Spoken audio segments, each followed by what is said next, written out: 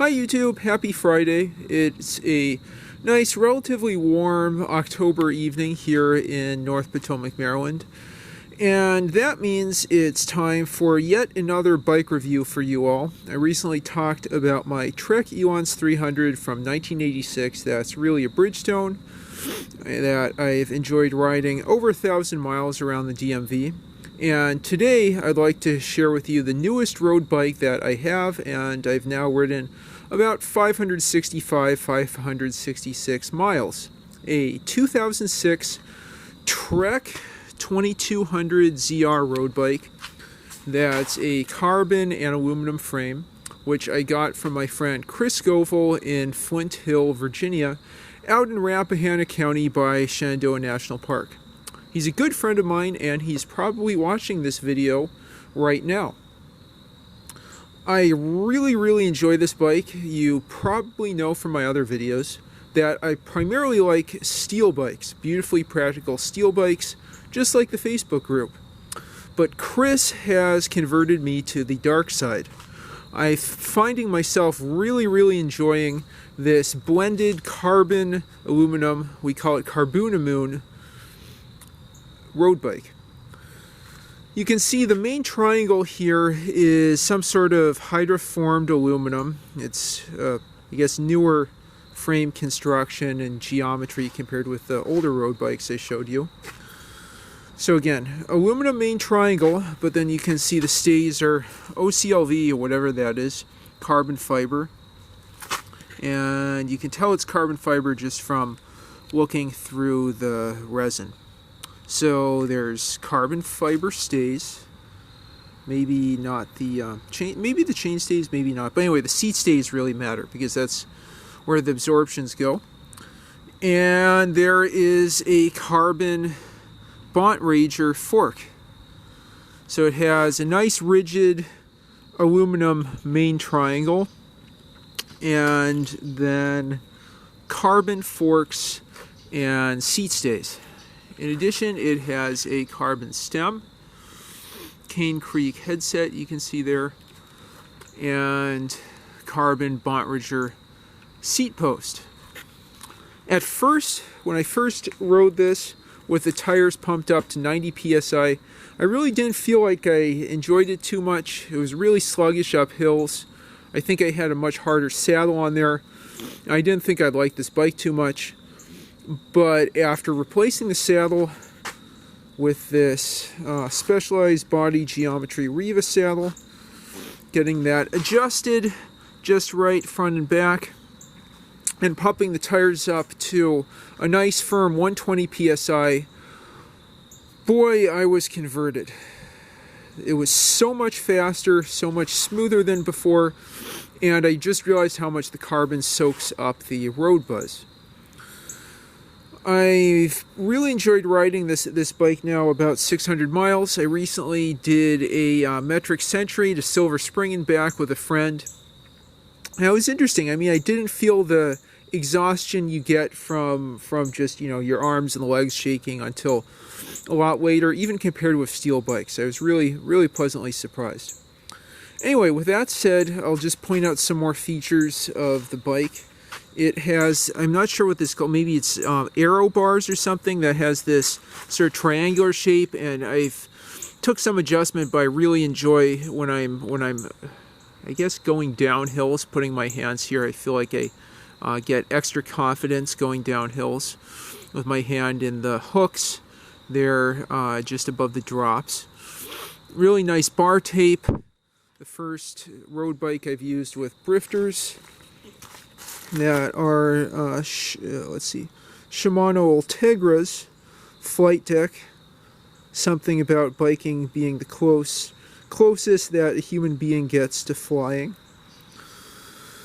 You can see Bont Rager aluminum drop bars. I installed this nice aluminum Zephyr light there that's really good for riding this at night, as I'm going to do right after I'm done recording. Let's see, so these drifters, nice modulation and really great shifting. are for the rear derailleur, and then the front derailleur over here. I get it's probably normal, but I feel like I have to pull the brakes while I'm pulling back to pull the brakes while pulling sideways to shift with this. So I decelerate a tiny bit. I'm not sure if that's intended or I just have to adjust that better. You can see the Trek head badge there. Shimano Shimano Ultegra dual pivot brakes. Let's see the action of those. I felt really good as far as stopping power. 700 by 25C tires, pumped up again to 120 psi. Not as many spokes as I'm used to. I think this is that a 1-cross pattern? I don't really know. I should know, or maybe, you know, actually 0-cross probably. So not many spokes there, but I think they're maybe butted is the word, or they're bladed spokes, which is pretty cool. Anyway, standard alloy wheel set there. Let's see, so we've got Shimano Ultegra cranks. I believe that is 5339 or something like that. I notice it's a bit of a bigger, slightly bigger jump than I'm used to with those 6-speed road bikes. Yeah, you can see B53. Shimano 105 front derailleur. Oh, I forgot I mentioned some MKS Sylvan Stream rat trap pedals that are really compact and super light. I love riding with these.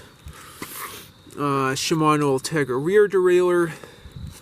Not sure what the exact number of teeth here. You know, it's not quite corncob, but they're, you know, tighter packed. I get better dialing in of cadence with this cassette. It's a 9-speed cassette. I cleaned the chain recently, but as you can tell, I'll need to clean it again. I really enjoyed this number of speeds. I don't think I'd go for a lot more than that. I've been pretty comfortable, you know, with a 6 or 7-speed rear cluster, but I love how, you know, I can very carefully dial in my cadence and stay close to middle gear, whether I'm in the large or small chain rings. Hand built in the US from domestic and foreign parts. Let's see, ZR9000 Carboonamoon, as DW would say, in the PBS show Arthur. It's from the bicycle shop on Bragg Boulevard in Fayetteville, North Carolina. Originally, some the way Trek handled that apparently was quite embarrassing for them. Let's see what else we have here. I put in a GPS mount, a Nog bell that I moved over from another bike, and some nice rear lights here for visibility in the darkness or cloudy conditions. Yeah, those are quite good. Quick release wheels. I guess that's not too much of a surprise on a bike like this. But anyway, super nice bike. Good for a really fast ride. I average about 17 miles an hour on solo rides on this thing. I just feel, you know, a lot more confidence going down hills on this bike compared with others I've ridden. I'm not sure what it is. It's a 54 centimeter frame, so it fits me at 5'10" with long legs super well. Really comfortable. I think, you know, really all I had to do with this is, you know, clean up the drivetrain and replace the saddle and pedals. And since then, it's just felt super great. You know, nice, more modern road bike. Still 18 years old, but more modern than what I typically ride, and super light. I guess this thing is what, 18-20 pounds or so. Definitely a lot lighter than, say, the Fuji S10S. But anyway, it's a nice complement to other bikes I ride. You know, the Fuji S10S I'll ride over to Rockville Bike Hub to go work on bikes there, or I ride to the grocery store. It's a great, fast utility bike. What I thought was interesting about the Fuji S10S is after switching from this, I would average 16, 17 miles an hour over a 15, 20 mile ride. Well, even, over a metric century with this Trek. And I don't know if I just got adjusted to higher cadences or something, or leaning forward more, but suddenly on the Fuji, which is hidden under there, I started averaging 16 or 17 miles an hour.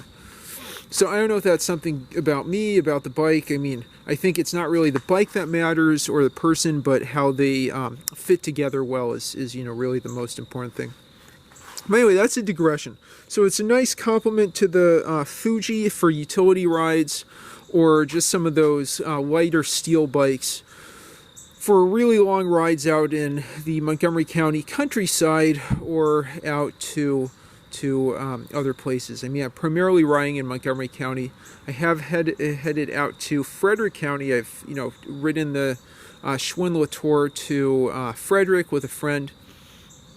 But all those lighter steel bikes and this are both good for those metric centuries and much longer rides that we like to do. Anyway, as you can tell, I should probably get going for my evening hour-long ride. And if you've had a Trek 2200 ZR, please leave comments about that down below. Thanks for watching, and please like and subscribe as always.